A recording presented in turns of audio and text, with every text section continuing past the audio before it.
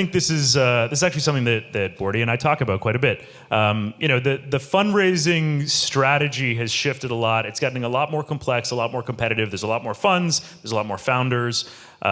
People talk a lot about the idea of like getting first it used to be just cold outbound. You'd reach out to an investor, you'd meet an investor.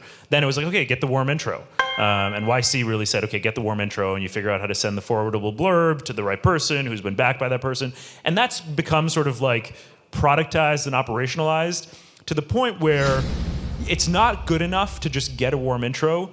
Like, you really need to get the investors chasing you, right? The investors need to hear about you from someone else, and then they, in the best case scenario, they're asking for a warm intro to you, right? That's kind of what you want to manufacture.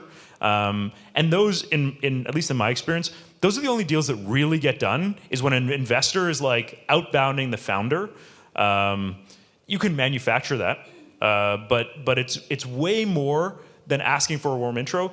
If you have somebody who's a good friend with an investor, it needs to feel like they're doing the investor a favor, right? They're not doing you a favor by connecting you with their investor.